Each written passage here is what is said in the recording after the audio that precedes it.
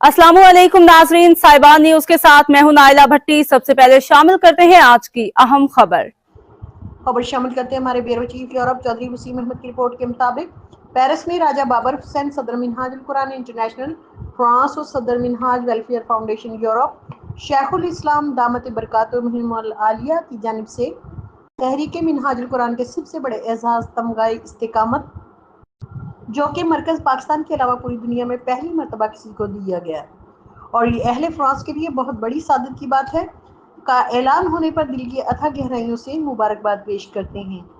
देखते रहिए साहिबान न्यूज HD नसरीन अनवर के साथ।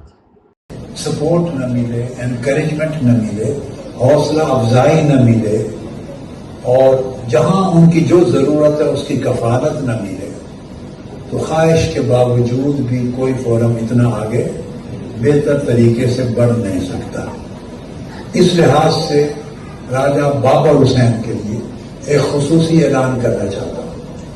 गोल्ड मेडल से ऊपर मुझे मालूम है, मैंने हसन भाई से अभी मंगवाया तो मरकज से इन्होंने मंगवा के मरकज से मुझे तरतीब दी है।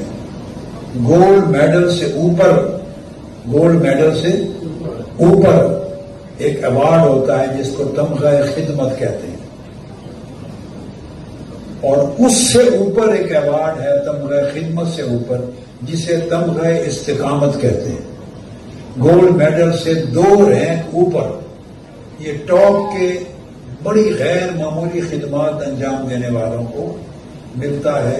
मरकज से भी जो रिटायर होते हैं उनमें से चीदा लोगों को ये बात इंक्लूड करके कि हर फोरम को डेवलप करना, बेटे बेटियों और नौजवानों को प्रमोट करना, इस बुनियाद पर मैं राजा बाबर हुसैन को तमग़े इस्तिकामत देने का ऐलान करता हूं।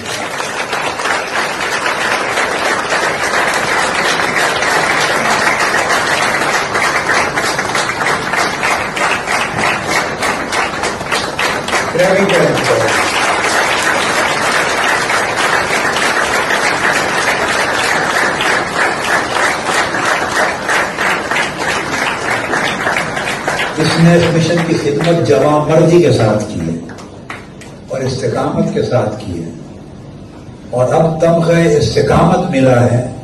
इस पर मैं दुआ करता हूं कि उम्र भर इसे इस्तिकामत नसीब रहे। अब तक के लिए इतना ही। मजीद खबरों और अपडेट से बाखबर रहने के लिए देखते रहें साहिबान न्यूज।